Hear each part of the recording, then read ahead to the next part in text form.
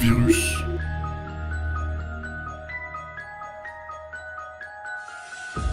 Piratage. Cybercriminel. Ransomware. Phishing. Tous ces mots vous paraissent peut-être flous et anodins, mais pourtant ils nous concernent tous.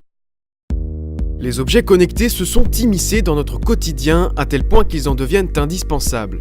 Mais cette évolution de notre mode de vie nous a rendus plus exposés aux menaces virtuelles.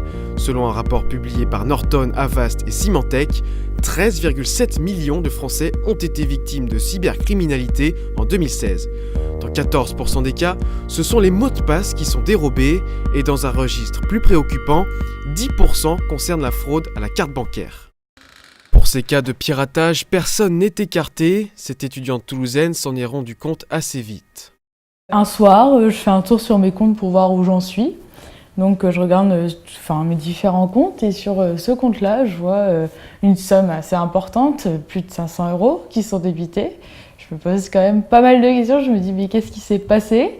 Et je regarde et je vois que c'est des achats par internet, exclusivement, qui ont été faits dans les 4 derniers jours, donc j'avais pas spécialement fait gaffe. Et puis de toute façon les débits ils n'arrivent pas instantanément. Et là je me suis dit mince, mais j'ai pas acheté tout ça, j'ai fait attention, c'est pas moi qui vais dans ces magasins-là, pour la plupart je les connaissais même pas. Le premier réflexe c'est appeler la banque, même s'il est 20h, que c'est fermé, on tombe sur une centrale, mais il faut réagir vite et je sais que j'ai fait ça tout de suite et après il faut attendre parce qu'il faut aller déposer plainte assez rapidement aussi et puis attendre que les assurances se mettent en route et que la banque voie ce qu'il faut faire. Une cyberattaque est dirigée vers des moyens informatiques afin de les pénétrer pour soit contrefaire l'environnement, pour en extraire des informations ou le détruire. Selon un ancien gendarme spécialisé dans ce domaine, ces attaques tendent à devenir de plus en plus fréquentes et appellent à la vigilance. Les faits cyber sont de plus en plus nombreux, je les ai connus quasiment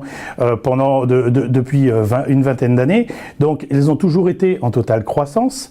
Ils ont dépassé même le trafic de stupéfiants depuis très longtemps, en termes au niveau international. Avant, s'il fallait 10 personnes, 10 hackers derrière leur ordinateur pour simuler ce genre d'attaque, là il n'en faut plus qu'un seul, armé d'une armada d'objets connectés qui vont remplir les mêmes opérations à l'instant T. Si on continue sur la même tendance, effectivement, ça va pas aller en s'améliorant, puisque nos moyens informatiques se décuplent chaque année, les objets numériques sont de plus en plus nombreux et sont autant de vecteurs potentiels d'attaque. Donc si on ne met pas la sécurité qu'il faut, ou on reste avec l'état d'esprit que l'on avait il y a une dizaine d'années, effectivement on va avoir un gros problème. Il est important de bien connaître ce qu'est Internet et quels sont les outils qui nous permettent justement de travailler et pour aller sur Internet. Les particuliers sont plus souvent touchés que les entreprises. Cet écart vient de la méconnaissance de beaucoup d'utilisateurs quant aux risques existants.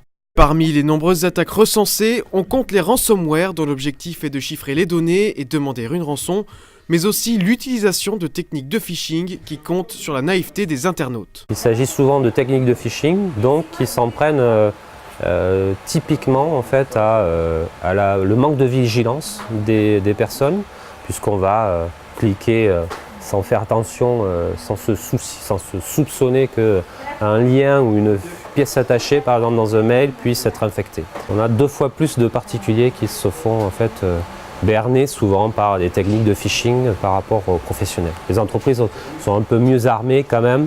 Il y a des systèmes de sécurité souvent plus perfectionnés de type firewall ou des systèmes plus élaborés de détection d'intrusion informatique, donc c'est vrai que c'est généralement les particuliers qui subissent le plus les attaques. Les pirates sont souvent des non-spécialistes d'ailleurs dans l'informatique, ils ne font qu'utiliser des outils qui sont élaborés par des vrais hackers et finalement l'intérêt est surtout lucratif, à part pour certains hackers dont c'est plus ou moins une question de prestige, c'est-à-dire qu'on casse des codes, c'est vraiment une volonté et presque d'ego.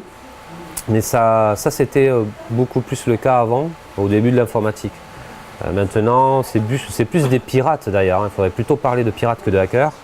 Et ce qu'on appelle les script kiddies, qui sont en fait des apprentis hackers, qui n'ont pas de compétences réelles, mais qui rachètent justement ces produits déjà préconçus et qui n'ont que finalement qui sont très faciles d'utilisation, mais du coup qui reviennent souvent à l'envoyeur puisque ces non-spécialistes ne prennent pas toutes les précautions que les hackers peuvent prendre justement pour pirater leur cible. Si l'on se croit protégé de tous les dangers, un simple clic peut demeurer dévastateur pour l'utilisateur. La vigilance humaine est donc tout aussi importante, voire plus, qu'un simple antivirus.